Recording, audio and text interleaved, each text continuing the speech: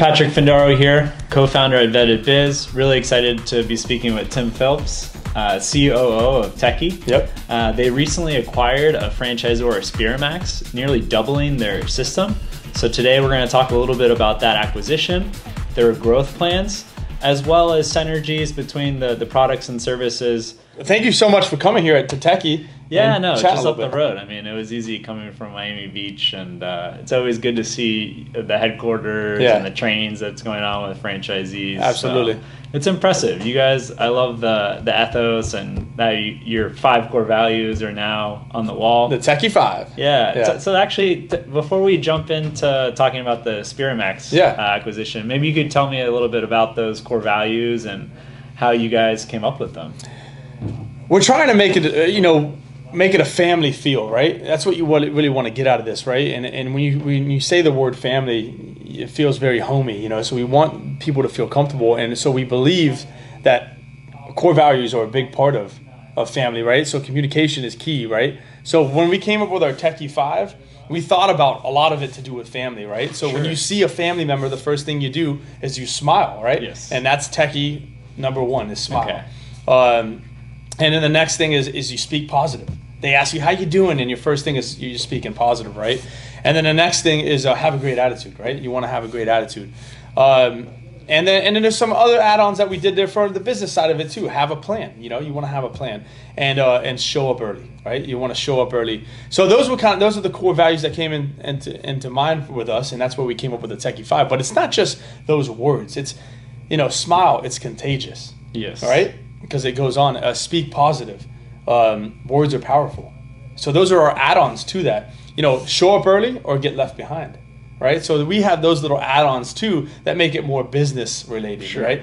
So it was fun creating those, and actually we put it out to our 35 corporate team members, and that's where we came up with it. That's huge, okay. So it wasn't just Bill or I, the president or the COO coming up with it. It was actually a team effort, a family effort, if you will. So. And at the end of the day, you guys are a service business where you're in front of the client, whether that's a B2B or B2C, it's a people business. Absolutely. For those that aren't familiar with the Techie franchise, could you just give a brief synopsis of what you guys do and the services, products that you are focused on? Absolutely. I mean, Techie. Everything is techie, right? Everybody has some kind of tech at their house. So we fix them, we repair them, we install smart home installs such as doorbells at your house, cameras, that kind of stuff too as well. We fix any electronic device, cameras, drones, game consoles. I mean, you name it, we can fix it. And then we also protect. I mean, it says it in our brand. It says repair, install, protect, right? There we go. So, and that's kind of what we do. And so we just want to be the tech for anything that you need when it comes to technology. And that's where we came up with Techie. So that's what we do. Great. And you acquired probably one of the first franchises in the technology space, the Spiramax, which was headquarters just right up the road in Palm Beach area. Yeah. Could you just tell me a little bit about that acquisition? Because I know there's going to be other franchisors listening to this YouTube video or this podcast that are kind of curious how you go about that and how it benefits you as the franchisor as well as the franchisees at the end of the day. Yeah, it's a fun story actually. We do so well in repairs. We do very well in repairs, and with the name Techie, we can offer so many other services, right? And Spiramax, they do very well on reselling of Apple goods. Okay. MacBooks, iMacs, phones, iPads, and we weren't strong on that. And they were doing a lot of the B2B buyback too as well. Okay. So they were buying from consumers and then turning around, making them, refurbishing them, and selling them as pre-owned, right, to their customers. And we didn't have a strong point on that. So when you say B2B buyback, so they're buying it from an end consumer, or they're actually going out to companies and buying phones? It's both. Wow. It's both. So a customer walks in and says, hey, I need to get my MacBook fixed. Can you fix this for me? Absolutely. Or would you like to upgrade today? Yeah. Right? So you give them options. Upselling. Exactly. So we did that. So we've known about this company for a long time. We weren't ready. Sure. So we realized that they were right down the road from us, right in West Palm Beach, one here in Fort Lauderdale, and we went to a show, a franchise expo, and I'm always walking around and networking. So I was networking, telling them about what our expansion wants to be, how we want to just grow into technology, eventually even being a membership for somebody's home, right? And we want to get more involved. And so we ran into one of the Experamax. We didn't even know they were the ones that were selling Experamax as a franchise, right? So we're talking to him, telling him what our vision was. And he's like, I need to get the president of the Experamax brand to come down and meet you. And he came down, he sat down, and we talked. We, on the techie side, talked about just merging, right? And I always tell my business partner to think big. Exactly. But I was like, merge. But if you think big, you think buy out, right? Let's buy them out. I wasn't even thinking that. We got there, we sat down, we're like, hey, why don't we partner up? Why don't we merge together? Could be some synergies, yeah. Absolutely. And the president of Experamax says, why don't you just buy us out? Wow. And we're like, we weren't even thinking that. And so we said, you know what? One thing for me is I try to never say no, right? So I'm like, let's just look into it. And so we looked into it, and one thing led to another, and it was a perfect fit for us. And now what we have going is incredible. We've doubled our locations. What's the count up to now?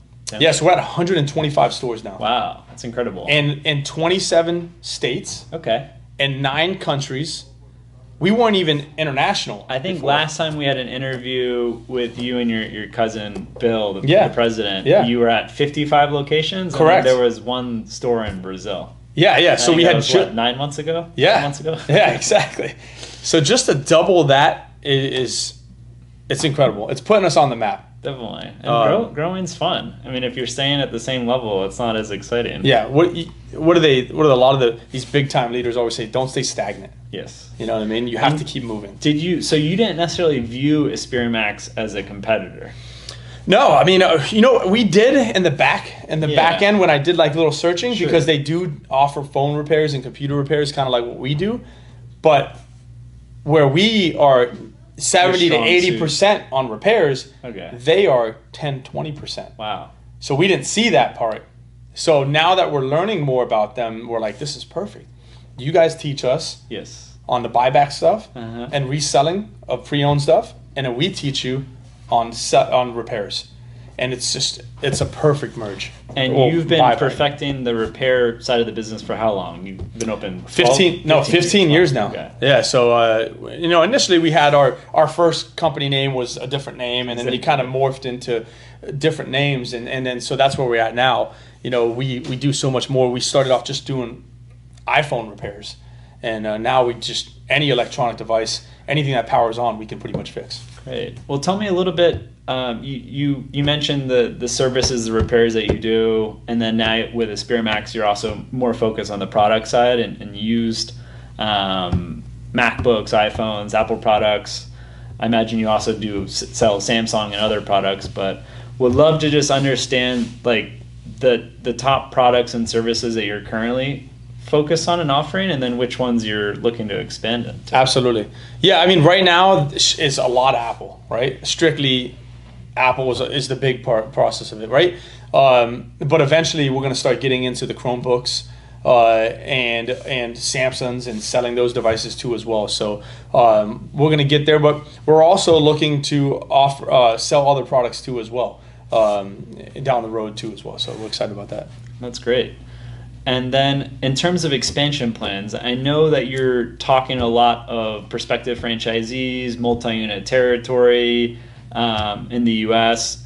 Tell me a little bit about your U.S. and international expansion plans. Yeah, I mean, for example, like we just talked about, we're in 27 states right now. This is another point too.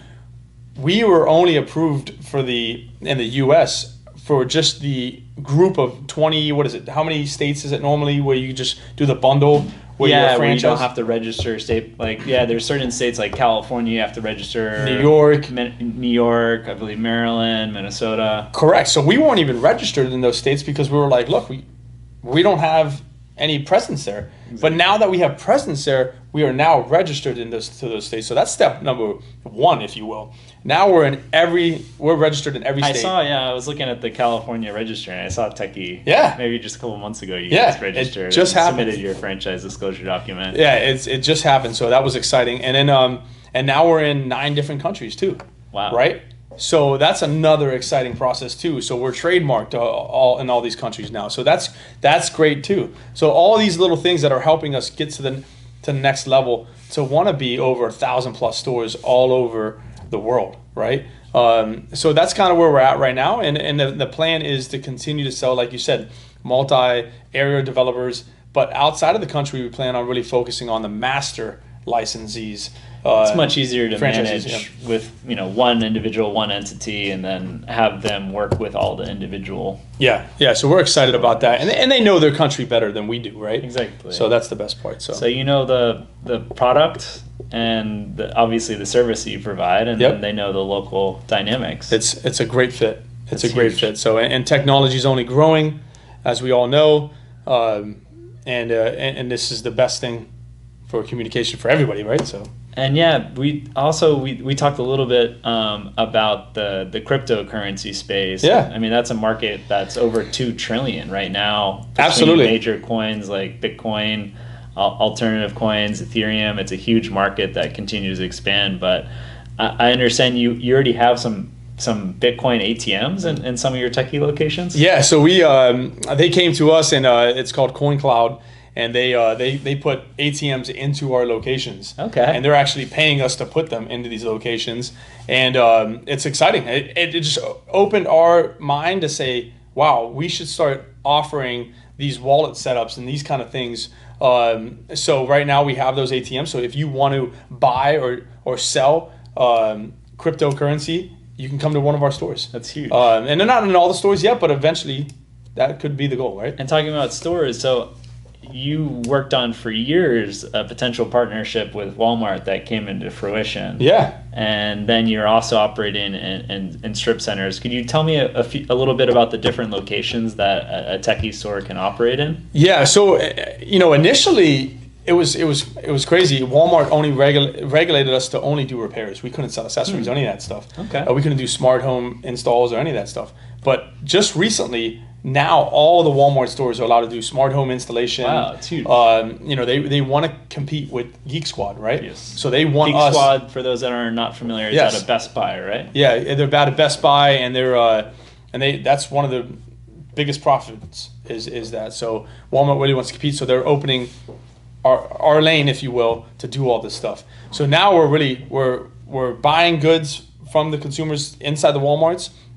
And we're selling too as well. We're not selling new. We're only selling pre-owned. They sell the new, but it's huge. So before you just offered one service, and now you have 3, 4, 5 plus more services that you can offer. So we initially were just like, look, we just want to get in, right? We want to get into the Walmarts, and it led to this because we're doing so well. Walmart loves us. So it's a great partnership with them. So prospective franchisee.